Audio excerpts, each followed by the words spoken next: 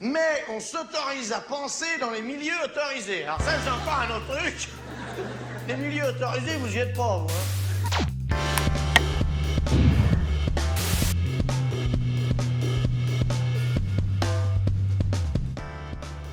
Bonjour Bernard Friot. Bonjour. Bonjour Judith. Bonjour Julien. Judith Bernard. Merci à l'une et l'autre d'être avec nous aujourd'hui pour nous présenter le livre que vous venez de faire paraître ensemble, qui s'appelle Un désir de communisme aux éditions textuelles et qui réunit 3 conversations que vous avez eues. Mais avant de rentrer dans le contenu de ce livre, quand même quelques mots, même s'il n'est pas besoin, je crois, de beaucoup vous présenter, ni l'une ni l'autre d'ailleurs. Bernard Friot, donc sociologue, économiste, vous êtes assez souvent venu ici aux médias nous parler de la façon dont vous voyez les enjeux politiques d'aujourd'hui, nous parler des possibilités de la gauche, des réformes souhaitables pour un gouvernement qui soit vraiment enfin un gouvernement de gauche. Vous avez publié de nombreux livres et souvent vous êtes venu parler de ces livres chez Judith qui s'occupe du site bien connu Hors Série.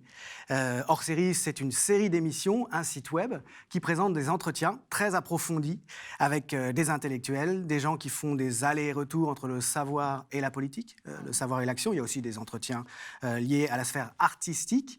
Tu es actrice, metteuse en scène, tu écris des pièces de théâtre, tu as transformé un livre de Bernard Friot en pièce de théâtre, ça s'appelle Amargy. Mais ce qui nous importe ici aujourd'hui, c'est que l'un et l'autre, vous travaillez ensemble, il se passe des choses entre vous, et on les retrouve dans le livre, ça fait tout l'intérêt du livre.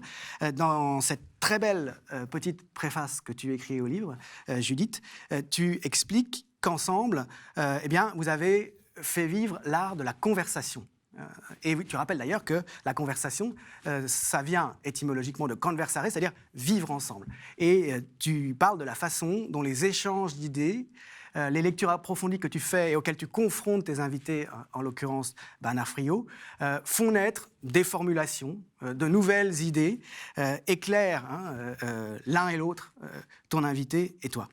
Alors, si vous en êtes d'accord, je voudrais peut-être commencer tout simplement par le titre que vous avez choisi pour le livre, Un désir de communisme. Je ne sais pas lequel d'entre vous a choisi ce titre qui a vraiment retenu mon attention et que je trouve absolument magnifique. Mais enfin, quand même, je me demande, on ne vous a jamais dit que le communisme, c'était 100 millions de morts, je crois, ou 200, je ne sais plus, alors que le capitalisme, au contraire, c'est le bonheur, la non-violence et le bien-être pour tous, historiquement.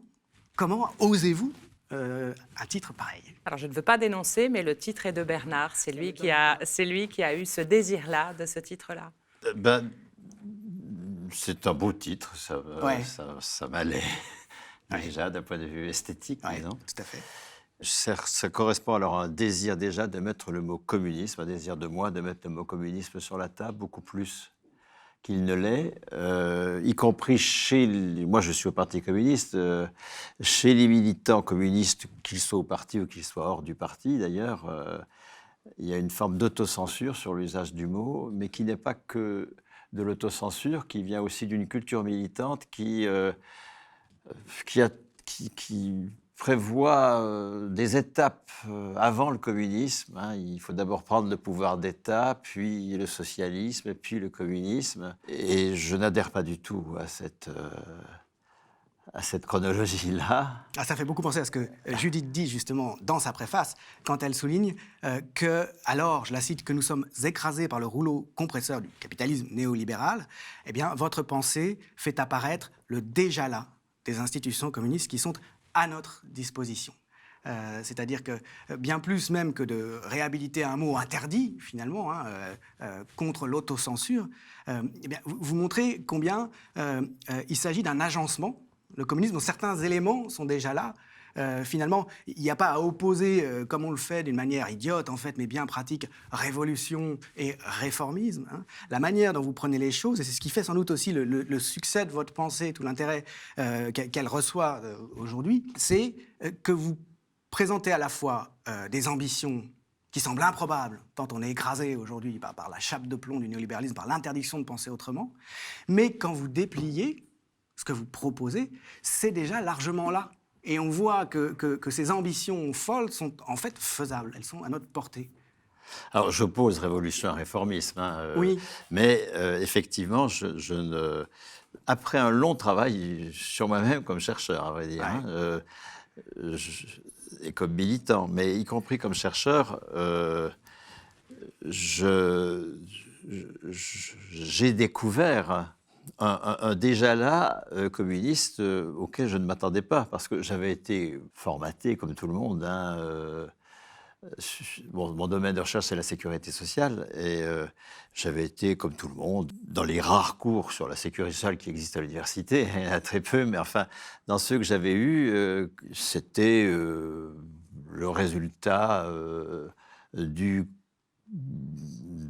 45, parfois du Conseil national de la résistance, en tout cas de Gaulle, et que la Sécu était née en 45, et même avec un travail d'archives sur cette période, qui, si je l'avais abordé avec les questions qui sont les miennes aujourd'hui, aurait contredit ce récit, parce que tout existe en 45.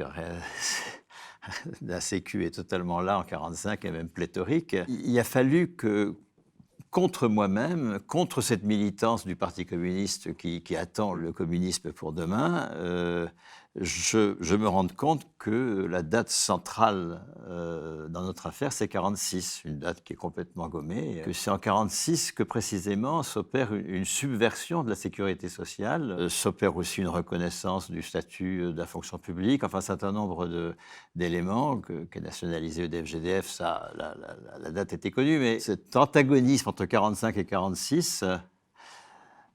qui me permet de poser le mot communiste aux institutions de 46, ça, je n'y suis arrivé que très lentement. Qu'est-ce qui se passe à ce moment-là? Alors, c'est Ambroise Croizat qui réussit à imposer un certain nombre de choses? C'est que la CGT a été battue lors de la préparation des ordonnances de 45, d'octobre 45, qui prévoit la création d'un régime général de sécurité sociale. Elle a été mise en minorité sur des points qui lui paraissaient essentiels, le fait qu'il n'y ait ni État ni patron dans ce nouveau régime, sur le fait qu'il soit unique. Donc, à la différence de la multiplicité des régimes qui existaient et qui étaient massivement étatiques ou patronaux. Un régime universel, donc. Et ce régime universel ne pourra pas être unique, puisqu'il y aura deux caisses, allocation familiale et santé vieillesse de l'autre, accident du travail. L'État sera encore présent, puisque c'est lui qui décide du taux de cotisation. Les patrons sont là, mais pour un quart seulement des administrateurs. Donc, ce n'est pas totalement le projet des communistes de la CGT, parce que la CGT, c'est un foutoir considérable. En 46, 45, il y a un conflit, y compris au niveau confédéral, entre les ex-confédérés et les ex-unitaires, entre donc les socialistes et les communistes. Les socialistes se préparent à la scission de FO en 47, puis de la FEN en 48. Il y a une forme d'impuissance organisationnelle de la CGT à l'époque, contrairement à tout ce qu'on raconte sur la CGT était puissante, le parti était puissant, il y avait les armes des résistants, il y avait l'URSS, etc. Le patron était dans les choux parce qu'ils avaient collaboré. Enfin, toute cette saga-là qui nie quelque chose d'inouï, qui est un surgissement populaire au premier semestre de 46. Parce que même les rédacteurs de l'ordonnance de 45, qui est déjà très mitigé, qui n'est pas vraiment ce qu'aurait voulu la CGT, escomptaient bien que ça ne se ferait pas, cette affaire. Or, il va y avoir un surgissement populaire, c'est-à-dire des travailleurs qui mesurent qu'ils vont avoir à gérer la partie socialisée de leur salaire, qu'ils vont être en position de responsabilité économique et qui se mobilisent sur cet enthousiasme-là de conquérir du pouvoir sur la partie socialisée du salaire, et avec cette partie socialisée, d'instituer des alternatives autour de la production de soins, autour des allocations familiales, autour de la vieillesse, enfin de la retraite plus exactement.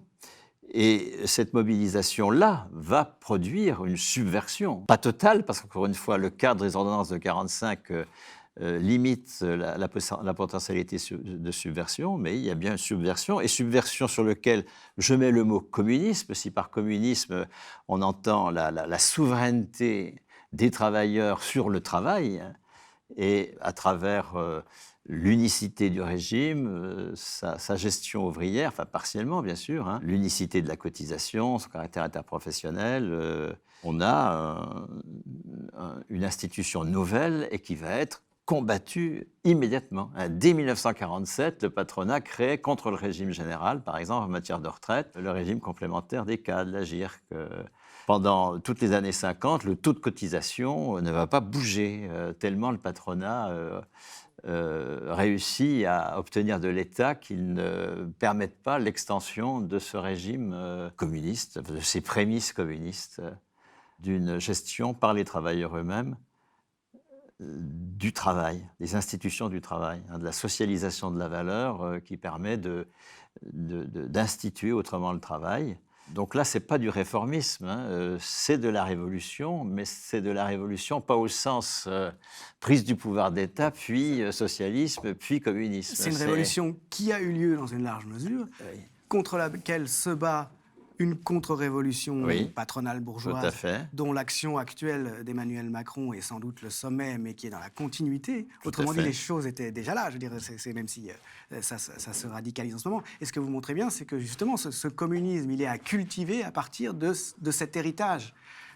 Et ça commence par des choix, là, j'allais dire, stratégiques de défense, ou plus exactement de promotion, même à l'inverse, en fait, de promotion, selon un mouvement qui caractérise, je trouve, votre pensée. C'est-à-dire que vous ne vous situez pas, ça fait toute sa puissance, sur le terrain des adversaires, ni dans leur cadre de pensée, ni pour l'action, justement, sur les mêmes champs de bataille. Et vous le dites bien à plusieurs reprises, d'ailleurs, dans ces entretiens. Hein, vous regrettez en particulier que la CGT n'ait pas saisi le slogan d'une nécessité d'un régime universel qui est agité de manière tout à fait malhonnête, évidemment, par les promoteurs de la réforme actuelle, hein, en disant il faut que chacun soit sur un pied d'égalité, donc il faut un régime universel, qu'elle n'ait pas saisi cela en disant oui, bien sûr, en prenant ça au mot, mais pour imposer, bien sûr, un autre agenda, et cet agenda, c'est celui d'une retraite qui est en fait un salaire prolongé.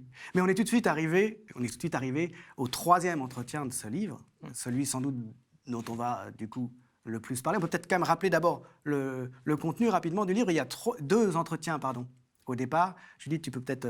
Les deux premiers entretiens, c'est nos conversations telles qu'elles ont été produites et enregistrées sur le site hors série. Hein. Donc, on était dans le cadre de mon émission classique Dans le texte, où je reçois régulièrement des intellectuels critiques. Et comme tu le disais en introduction, on fait une longue conversation très approfondie. Mais il se trouve que... Là, c'était deux livres différents, donc en 2014 Oui, alors 2017. En 2015, c'est sur le livre de Bernard qui s'intitule Émanciper le travail. Et ensuite, on fait un deuxième entretien sur son livre qui s'appelle Vaincre Macron. Donc voilà, là on est dans deux émissions classiques de hors-série, mais la rencontre est si forte, je dois dire. Pour moi, l'expérience de pensée est si bouleversante. Tu dis que ça t'a ébranlé, ça m'a, la lecture de Oui, je me souviens Bernard que je crois que je disais, pendant le premier entretien avec Bernard, je prévenais nos abonnés que, attention, ça vous retourne le cerveau dans la boîte crânienne. On sent presque le frottement du cerveau parce que, évidemment, bon là, je pense qu'on l'entend à nouveau dans les propos de Bernard, mais cette manière d'être tellement dans l'affirmation, dans l'offensive, de ne pas du tout se situer sur le terrain et donc sur l'imaginaire, le discours de l'adversaire, ce à quoi nous nous sommes habitués en réalité sans nous en rendre compte. Hein, nous avons adopté la langue et la vision de l'adversaire. Tout à coup, d'avoir quelqu'un qui prononce un discours complètement dans la langue de son monde, dans les articulations intellectuelles de ses valeurs, c'est une déstabilisation très profonde. Et puis surtout, c'est un immense soulagement. C'est une libération incroyable. Ah oui, c'est une émancipation considérable. Donc voilà, la rencontre avait été si forte pour moi, intellectuellement, qu'elle est devenue aussi une expérience artistique à laquelle tu faisais mention en introduction. Alors, le spectacle à Margy n'est pas l'adaptation de l'œuvre de Bernard. En fait, le spectacle à Margy, c'est un spectacle sur la dette et la monnaie qui est essentiellement nourri pour les 2 premiers actes de David Graeber, 5000 ans Oui, d'histoire aussi. de la dette. Or, quand on travaille sur la dette et la monnaie pendant des mois et des mois et des mois, ce qui a été mon cas, on a l'impression de tomber dans un piège fatal, sans issue, c'est épouvantable. Et la pensée de Bernard, avec le salaire à vie, lui, il avait conçu sa proposition plutôt sur la question de la souveraineté des travailleurs sur le travail. Mais en réalité, la souveraineté des travailleurs sur le travail nous libère également de la dette, du crédit, de notre servitude vis-à-vis des créanciers et de la création monétaire sous régime capitaliste. Donc, en fait, le travail de Bernard, la proposition du salaire à vie, constitue juste le 3e acte. Mais quel acte? En fait, le moment de sortie du tunnel, de sortie de l'enfer, libération par le salaire à vie qui résout les problèmes de la dette et de la monnaie. Qui les résout. Évidemment, ce n'est pas une sorte de baguette magique où, tac, tout à coup, on passe d'un mot à l'autre. On essaie quand même aussi dans le spectacle, et Bernard ne s'en cache jamais, de faire apparaître que c'est un très, très long et puissant travail qu'il faut mettre en œuvre pour qu'advienne une société dans laquelle enfin se réaliseraient ces institutions communistes, mais vraiment dans la totalité des secteurs de nos vies et dans la totalité de leur potentiel d'affirmation. Puis il y a un 3e entretien, donc. Il y a un 3e entretien, voilà. Et on était parti sur les retraites très rapidement. Alors, ça concerne c'est les ça. retraites, précisément. En fait, on décide de faire un 3e entretien, justement, quand on décide de publier ces 2 conversations-là, parce que souvent, Bernard me dit, quand il croise des gens, que l'entretien qu'on a fait hors série, ça a été un moment de découverte de la pensée de Bernard, une possibilité de rentrer dedans. Donc, on se dit, bon, ces conversations-là, elles ont déclenché quelque chose. C'est un moment très vivant. C'est une rencontre entre 2 subjectivités qui peuvent vraiment rentrer en résonance. Donc, publions-les, mais offrons-nous la joie de mettre à jour, en quelque sorte, cette longue conversation que nous menons ensemble en faisant un dernier entretien, enfin, peut-être pas le dernier d'ailleurs, mais un nouvel entretien en rapport avec l'actualité. Celle dont on parle alors, c'est la réforme des retraites. On est en pleine mobilisation sur la réforme des retraites et donc il m'intéresse d'entendre la position de Bernard sur cette fameuse réforme des retraites. Et ça s'appelle Bataille sur la retraite, un enjeu anthropologique. C'est connecté quand même à une certaine actualité éditoriale, puisque, Bernard, vous avez réédité récemment à La Dispute un livre sur l'enjeu des retraites, qui désormais s'appelle « Le travail, enjeu des retraites », assorti d'une longue préface originale avec des propositions nouvelles sur la question. Qui font l'objet du 3e entretien. Voilà, tout à fait. exactement. Alors peut-être juste un mot sur la situation actuelle concernant les retraites, puisque la crise du coronavirus a porté un coup d'arrêt, a réussi à arrêter ce que rien ne pouvait arrêter, l'archi-impopularité de cette réforme, le refus massif de toute la société française, à part quelques minuscules strates de privilégiés, plus la police qui s'est finalement vue accorder une exemption à ce nouveau régime, moyennant quoi elle peut continuer à réprimer ceux qui se battent contre ce régime avec l'esprit libre. Mais donc, ce que rien n'avait pu arrêter, pas même l'énorme scandale du conflit d'intérêts de Delevoye, le haut commissaire aux retraites, qui a menti sur sa déclaration qu'il y avait des conflits d'intérêts, donc puisqu'il était engagé dans un certain nombre d'entreprises qui ont à bénéficier de la réforme des retraites et de leur privatisation. Tout ça n'avait pas empêché que Laurent Pietraszewski prenne le relais après que Delevoye a été viré, souvenez-vous. Donc Laurent Pietraszewski, qui est particulièrement bien indiqué pour défendre les intérêts des travailleurs, puisqu'il était DRH chez Auchan, connu pour sa férocité, célèbre pour avoir licencié notamment une employée pour une toute petite erreur de compte. Enfin bref, ce garçon, Laurent Pietraszewski, est toujours au commissaire aux retraites, enfin en charge en tout cas de cette réforme des retraites. Le nouveau Premier ministre Castex a annoncé l'été dernier, donc au sortir de la première crise, première peut-être du coronavirus, que la réforme allait continuer, qu'il y avait une priorité du quinquennat. Pietraszewski, a confirmé début septembre, donc il y a quelques jours, que cette réforme se fera avant la fin du quinquennat. Ce lundi 7 septembre, il a annoncé que les discussions avec les partenaires sociaux vont reprendre début octobre, après le 8 octobre, une fois que le Conseil d'orientation des retraites aura remis un rapport qui a été demandé par le Premier ministre. Donc c'est reparti. Un peu comme pour l'assurance chômage, le gouvernement a mis un peu le frein de peur d'être débordé quand même, étant donné que la situation des gens empire à cause de la crise. Mais finalement, voilà, on y retourne et c'est un des grands enjeux pour Macron et pour les gens sans doute qui comptent sur lui, que d'arriver à cette retraite coûte que coûte contre la société. D'où l'importance donc, de ces réflexions qui sont les vôtres et de ces nouvelles propositions dans le troisième entretien, avec l'accent que vous mettez dans le titre donc, sur le fait qu'il y a un enjeu anthropologique. C'est un mot un peu savant pour dire que, en fait, derrière, l'enjeu, c'est l'idée qu'on se fait de l'homme. Hein, l'idée de la manière dont une société doit fonctionner, dont les individus doivent vivre, et en particulier, j'imagine, enfin, j'en suis sûr, même ce que je vous ai lu, une certaine idée des rapports d'égalité ou d'inégalité dans une société en fonction du rapport qu'on a au travail. Est-ce que l'on travaille ou est-ce que l'on fait travailler? Est-ce qu'on a les moyens de faire travailler? Alors, peut-être qu'on peut revenir finalement sur ce que vous mettez en avant dans ce nouveau texte, à l'ouvrage « Le travail, enjeu des retraites ».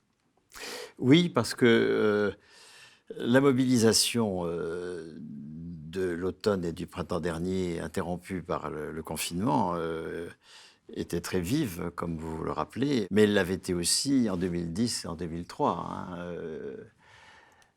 avec des échecs répétés. Et donc, c'est d'ailleurs l'échec de 2003 qui, moi, m'a fait bouger hein, dans ma lecture et m'a fait voir, alors que ça faisait depuis 30 ans que je bossais sur la section, comme quoi il ne suffit pas de chercher pour dire des choses utiles, qui m'a fait voir combien 46 s'oppose à 45 hein, et réfléchir pourquoi est-ce que 46 est complètement noyé derrière un 45 fantasmé hein, dans le récit, et aussi sur l'importance du récit. Hein, l'imaginaire, donc.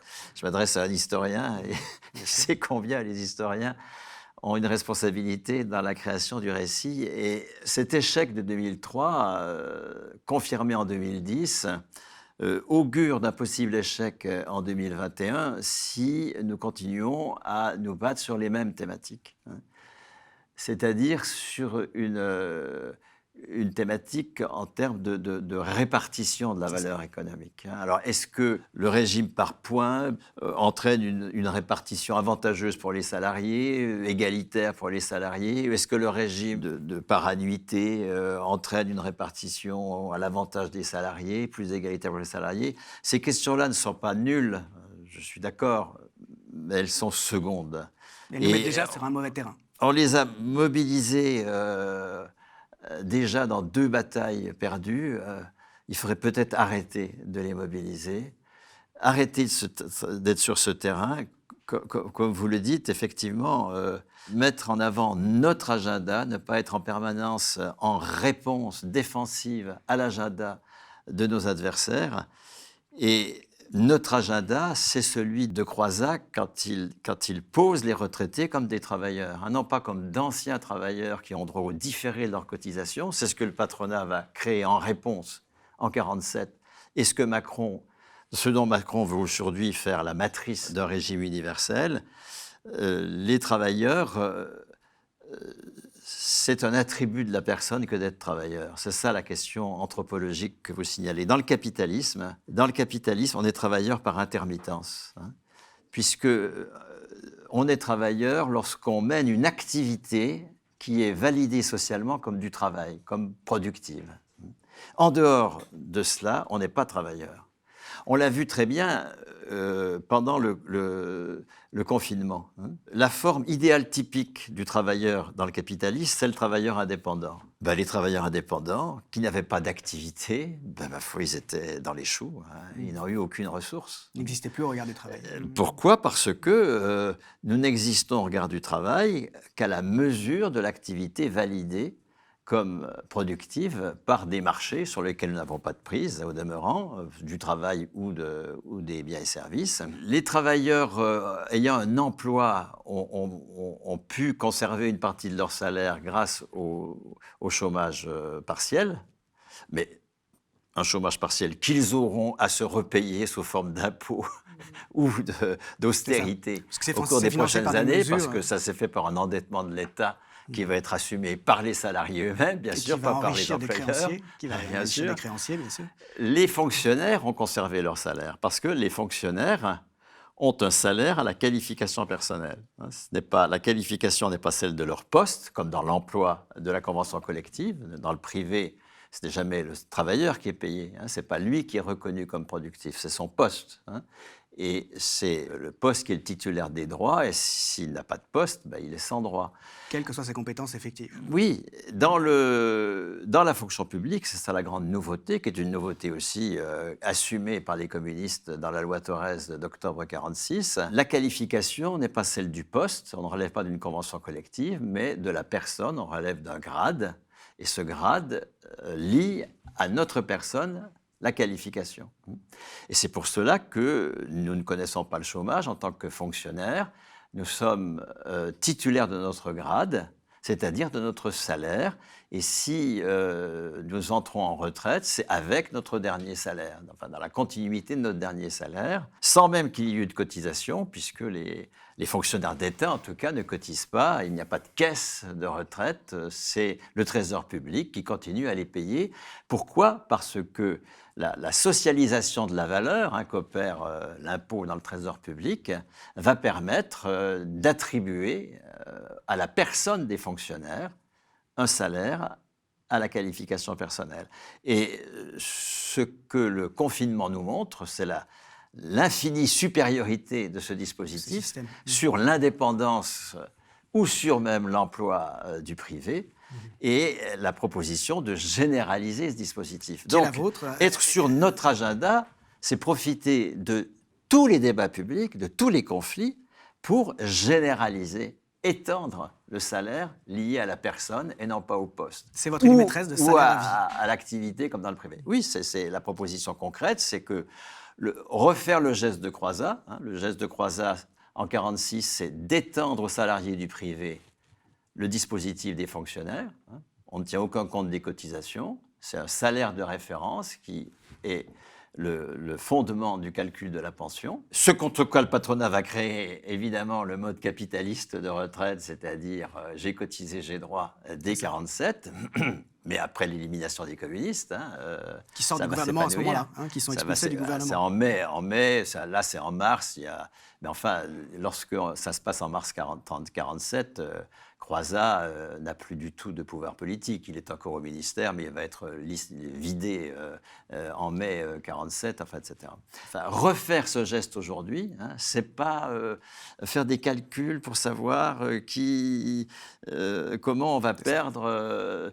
Des calculs qui ne sont pas faux. Je n'instruis pas de procès contre tout ce que nous faisons, mais nous ratons le coche, nous sommes sur la défensive et donc condamnés à des formes de défaite, parce que toute bataille défensive mène quand même à des défaites.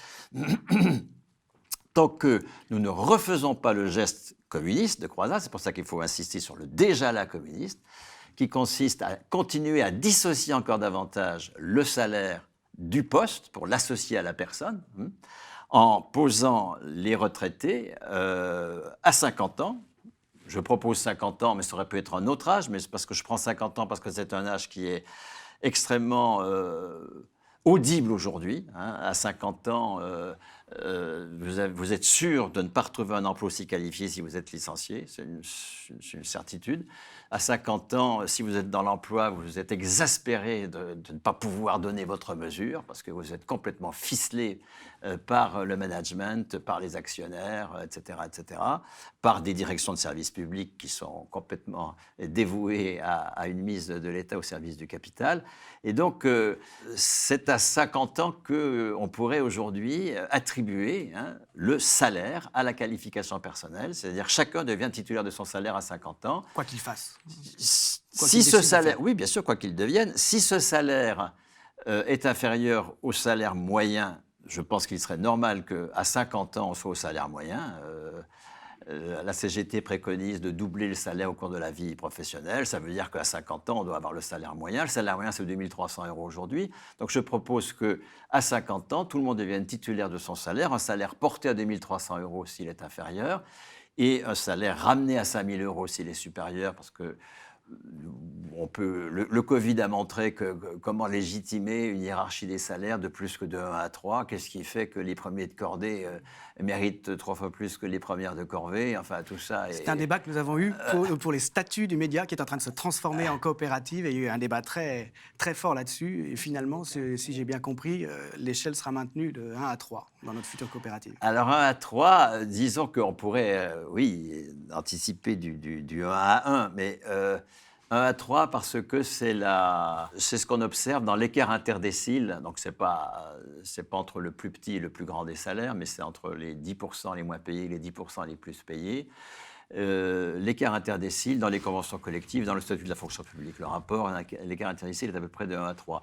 Donc je préconise qu'on assume ça, qui est clairement, avec des salaires entre 1 700 et 5 000 euros, mais qui soient liés à la personne et encore une fois, qu'on saisisse tous les débats publics pour le faire.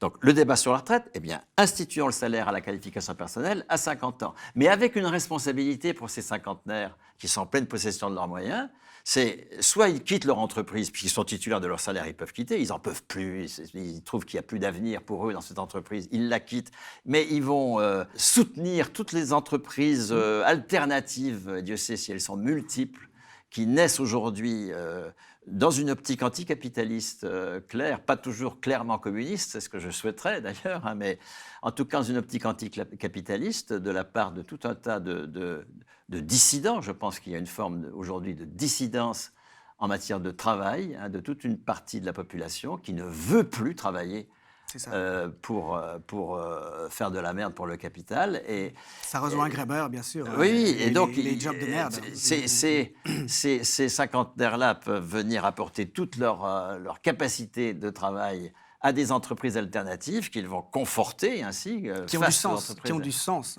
Et qui ont du sens, dans lequel la valeur d'usage n'est pas noyée dans la valeur économique, même si nous sommes dans une logique de valeur économique. Ceux qui resteraient dans l'entreprise, on pourrait revendiquer un droit de protection contre le licenciement, comme pour les délégués syndicaux, afin qu'ils soient responsables de l'auto-organisation des travailleurs.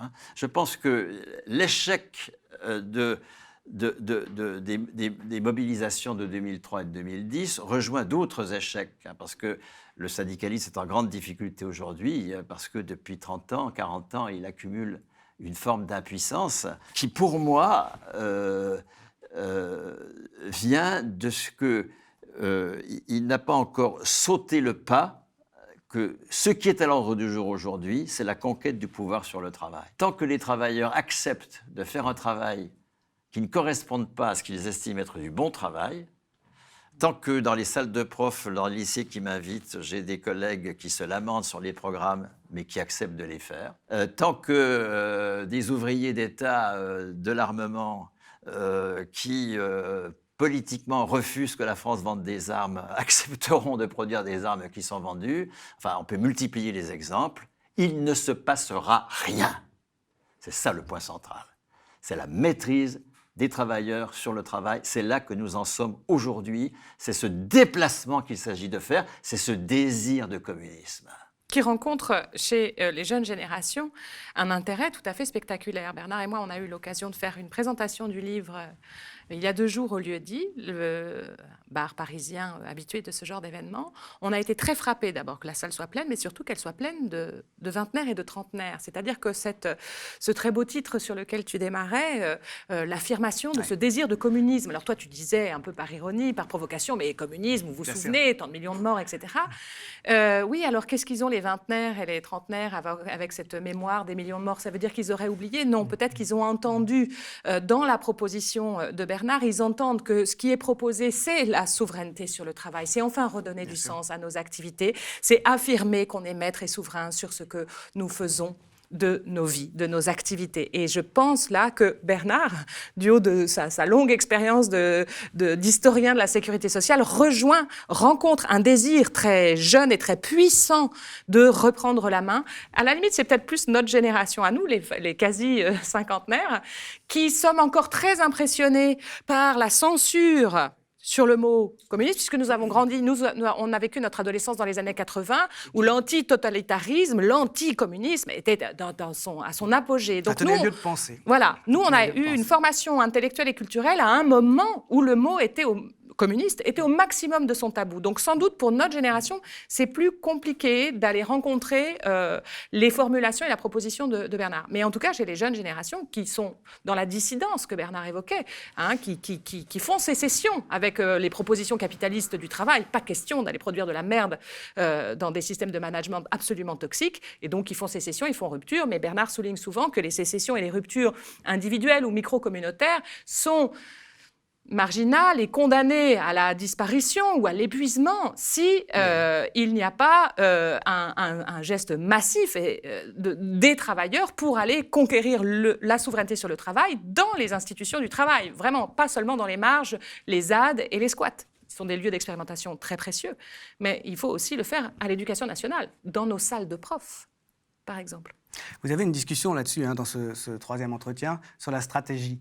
Parce que Judith, tu attires un petit peu Bernard sur les questions liées à l'attitude de la CGT, à la stratégie de la CGT, aux difficultés, aux tensions qu'il y a entre les bases, hein, qui sont souvent sur une ligne beaucoup plus offensive que l'inertie de ceux d'en haut dans ces hiérarchies syndicales.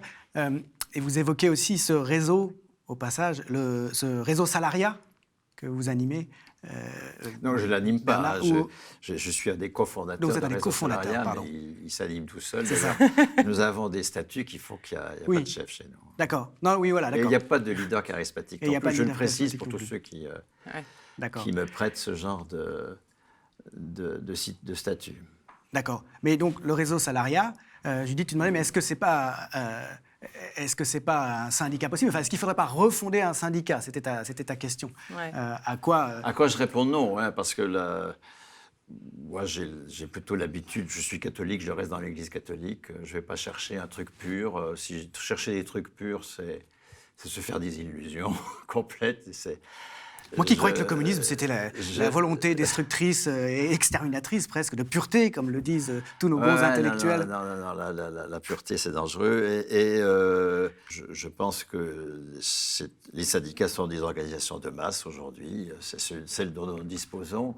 Il s'agit sans doute, encore une fois, de déplacer l'axe de la mobilisation. Il s'agit d'enrichir la mobilisation de type syndical, de mobilisation autre, chez les Gilets jaunes, chez tous les dissidents dont on a parlé. Bien sûr, il faut qu'on enrichisse les modes de mobilisation de la classe révolutionnaire en faisant converger des types de mobilisation, des pratiques organisationnelles différentes, etc.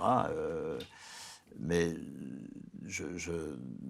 Réseau Salariat, c'est une organisation d'éducation populaire. C'est ça. Qui fait un séminaire annuel à la Bourse du Travail, par exemple, à Paris, qui va démarrer sur les questions féministes, d'ailleurs, le premier lundi d'octobre.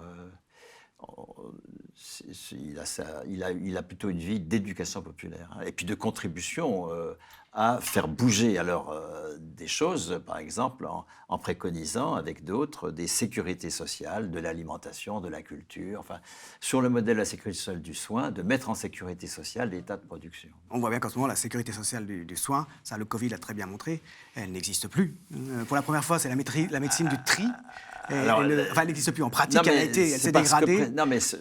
Les attaques atroces dans leurs résultats dont elle a été l'objet vient justement de son caractère communiste. C'est que cette sécurité sociale du soin, quand elle se met en place, justement dans le cadre de ce régime général encore géré par les travailleurs, elle se met en place avec un investissement financé partiellement par subvention et non pas par crédit, et avec un cycle subvention, cotisation qui se substitue au cycle profit-crédit. Et puis, avec des personnels qui sont fonctionnaires, hospitaliers, qui passent convention avec la sécurité sociale s'ils sont en soins de ville. Et donc, les principaux outils du capital sont absents. Et on va produire 10% du PIB dans une logique, encore une fois, non capitaliste. Pour moi, c'est un mot vide. Hein. Il faut mettre le mot communiste. Vous ne diriez pas socialiste, alors? Je ne vois pas l'intérêt. Nous sommes engagés, et on le voit maintenant, il y a une urgence d'ailleurs à en prendre conscience et à mener ce combat de façon délibérée, nous sommes engagés dans une mutation du mode de production. De même que le capitalisme a remplacé le féodalisme, maintenant l'enjeu c'est que le communisme remplace le capitalisme. Il faut avoir conscience d'un enjeu de changement du mode de production. Ce n'est pas un changement de la répartition de ce qui est produit, c'est un changement de la production même. Et donc, le mot communisme, c'est le mot qui assume en plein, et non pas dans le creux de post-capitaliste, d'anticapitaliste, ou je ne sais pas quoi, cette responsabilité historique dans laquelle nous sommes si nous ne voulons pas sombrer comme humanité. Et alors là, c'est vraiment... sur une planète qui ne nous accueillera plus.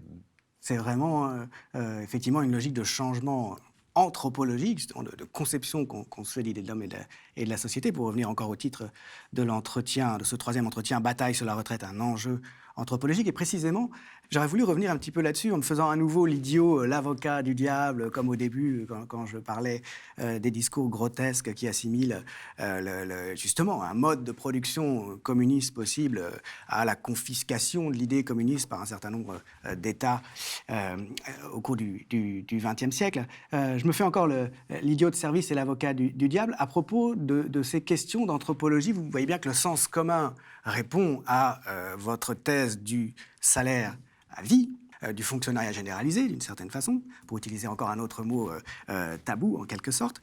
Mais c'est dans la nature humaine, c'est dans l'anthropologie humaine que de vouloir profiter du système, en quelque sorte, pour ne rien faire. Comment vous imaginez-vous que les gens vont vouloir travailler s'ils ont leur salaire de toute façon? Alors, si j'ai bien compris, vous concevez quand même des salaires qui sont modulés selon les degrés de compétence. Hein. Mais enfin, rendez-vous compte, vous les attribuez aux gens une fois qu'ils ont fait la preuve de leurs compétences sur des bases statutaires, quoi qu'ils fassent. Plus personne ne va rien vouloir faire, ma bonne dame. Et voilà, toute cette anthropologie, négative, pessimiste de l'homme, hein, qui est une fiction, mais une fiction typiquement droitière, une fiction anthropologique typiquement droitière. Comment est-ce que vous la prenez? Je veux dire, pourquoi est-ce qu'elle est nulle et non avenue? Comme Françoise Héritier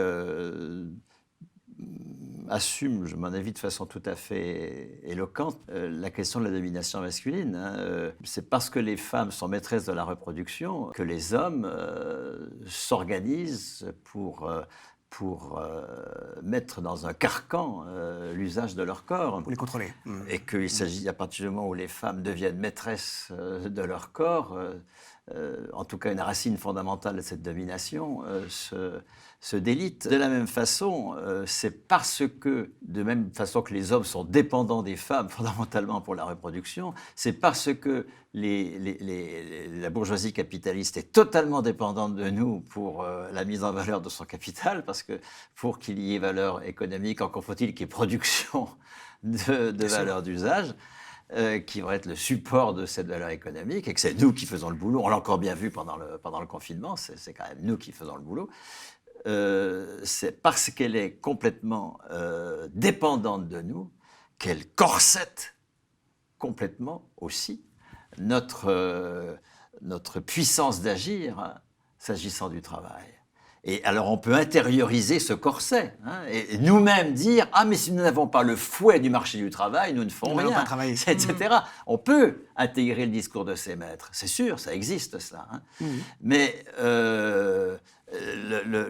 en fait, c'est très important ça, le roi est nu. Nous sommes là dans une espèce de sidération devant l'omnipuissance du capital, alors que la bourgeoisie capitaliste est en absolue dépendance de notre travail. C'est à partir du moment où nous en finirons avec effectivement cette intériorisation de ce que la bourgeoisie fait du travail, avec la naturalisation de la nécessité de s'endetter pour travailler, de la nécessité d'aller sur le marché du travail pour s'endetter, pour travailler, en fait, etc.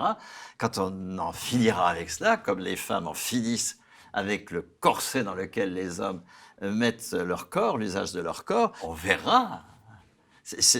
Nous ferons la démonstration que nous sommes parfaitement capables de produire la valeur et que, parce que nous en aurons la responsabilité, et parce que le salaire à la qualification personnelle viendra confirmer en permanence nous confirmer en permanence dans notre capacité à le faire, ben nous le ferons, bien sûr. C'est l'absence de responsabilité qui fait qu'on va en traînant les pieds au boulot. Et c'est bien pour cela que le capitalisme est obligé de nous mettre sous le joug d'un management de plus en plus absurde. Il faudrait ajouter peut-être que, oui, nous aimons travailler et nous l'aimons d'autant plus que nous sommes souverains sur notre activité, que nous décidons la forme et la finalité qu'elle se donne, cette activité. Qu'elle a du sens, du coup, pour nous. Voilà, et qu'on peut le constater, hein, plus on a d'espace de souveraineté sur son travail, plus on aime le faire, plus on s'y livre. Mais je pense quand même qu'il faut répondre par anticipation à la question qui est souvent posée, à la proposition du salaire à la qualification personnelle, c'est qui fera le sale boulot, hein, parce que nous aimons travailler, certes, à mesure que nous sommes souverains sur notre activité, nous aimons ça, mais en fait, il y a quand même toujours la question du sale boulot, des tâches difficiles, des tâches très ingrates. Qui les prendrait en charge dans une société qui aurait intégralement socialisé les salaires? Et bien là, on retombe sur la question de l'écart de 1 A3, 1 A4, la question des échelles de salaire. Toi, tu soulignais qu'aux médias, vous êtes dans des questionnements sur l'écart des salaires, mais donc la reconduction d'un écart des niveaux de rémunération qui peut choquer quand on se revendique d'un idéal communiste, qui est un idéal égalitaire. Comment se fait-il qu'on maintient un écart? Ça a un rapport avec la question de la division du travail, d'ailleurs. Oui. Et pourquoi maintenir un écart? Précisément peut-être parce qu'il faudrait en effet que les tâches les plus pénibles, les plus ingrates et pourtant les plus essentielles fassent l'objet d'une valorisation, qu'elles ce soient elles et non pas comme dans notre société actuelle, on a vu que les tâches absolument indispensables, les premières de corvée pendant le confinement sont en général les plus mal payées. Là, on se rend compte qu'il y a une aberration dans le système de rémunération de ces tâches, mais dans une société en salaire socialisé, affecter le plus haut niveau de qualification aux tâches les plus essentielles, mais aussi les plus pénibles et les plus ingrates, ça permet de maintenir une sorte d'attractivité pour ces tâches, c'est le sale boulot. Ou bien il y a aussi une autre hypothèse qui est celle de la répartition. Peut-être tu peux développer oui, on la peut toujours répartition faire de ce travail. des espèces de services citoyens, des services civils, pour des tâches qui n'exigent pas grande qualification. Grande compétence, disons, professionnelle. C'est-à-dire qu'il y aura un âge où... Ça peut se faire, mais il y a des tâches qui mettent en difficulté notre santé, comme le travail de nuit, sont très souvent des tâches qui exigent au long terme une très forte qualification, enfin une très forte compétence professionnelle, et qui doit donc s'exprimer dans une très forte qualification. Je parle du travail de soins, de faire vivre des procès de production qui doivent continuer jour et nuit, etc. Ceux qui accepteraient de faire pendant 5 ans, 10 ans maximum de leur vie, du travail de nuit, montraient plus vite en qualification. Voilà un outil possible, disons, pour que les tâches qui ne seraient pas spontanément choisies le soient. Merci beaucoup à l'une et à l'autre, Judith Bernard et Bernard Friot, pour Judith Bernard et Bernard Friot. Tiens, je me rends compte tout à coup qu'il y a une transitivité entre vous pour cet entretien que je trouve revigorant, pour ce livre qui l'est encore plus et qui est fidèle à la promesse de son titre, de son beau titre, Un désir de communisme. Merci Julien. Merci.